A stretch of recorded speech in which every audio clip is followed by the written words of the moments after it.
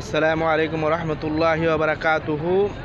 আমি পীরজাদা খাজা সুলতান আহমেদ সুফি, খাজা টিভি, দরবার TV, sultans বিডির পক্ষ থেকে আপনাদের সবাইকে জানাচ্ছি অভিনন্দন এবং শুভেচ্ছা। আজকে চলে আসলাম জাবালে নূর পাহাড়ে, যে পাহাড় থেকে আরাফাতের ময়দান। এটা পুরোটাই আরাফাতের ময়দান। এখানে রয়েছে অসংখ্য নিম গাছ। সৌদিয়ানরা নিম গাছকে জিয়া গাছ বলে।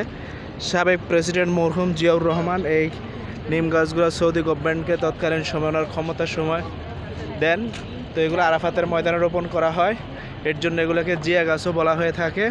এই আরাফাতের ময়দান একটি ঐতিহাসিক স্থান। যদি আপনি হজের সময় আরাফাতের ময়দানে না আসেন তাহলে আপনার হজই কবুল হবে না এবং হজ হবে না। পূর্ণাঙ্গ হজের মূল উদ্দেশ্য হচ্ছে সমস্ত হাজিগণ এই আরাফাতের ময়দানে এসে উপস্থিত হবেন। আমরা এখন আছি সেই আরাফাতের ময়দানে। এই আরাফাতের ময়দানে এইখানে থেকে ওই যে পাহাড়ের চূড়া দেখতে পারতেছেন, একটা সিম্বল কালো পাথর, এখান থেকে আল্লাহর হাবিব হুজুর আকরাম সাল্লাল্লাহু আলাইহি সাল্লাম 6 লাখ সাহাবীদের উদ্দেশ্যে ভাষণ প্রদান করেন। এটাই সেই আরাফাতের ময়দান এবং ওইটার নাম হচ্ছে জাবালে নূর পাহাড়।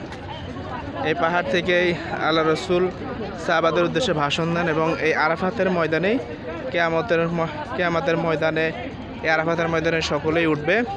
এটাই সেই আরাফাতের ময়দান, ঐতিহাসিক স্থান। আমরা চলে আসছি এখন সেই আরাফাতের ময়দানে।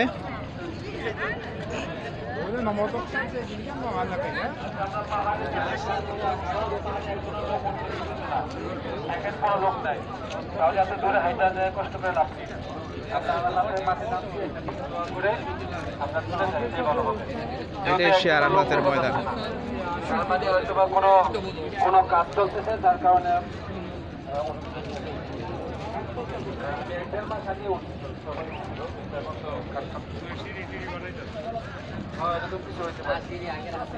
আপনারা আরাফাতের ময়দানে আসতে পারেন। আসসালামু আলাইকুম রহমতুল্লাহি ওয়া বারাকাতুহু।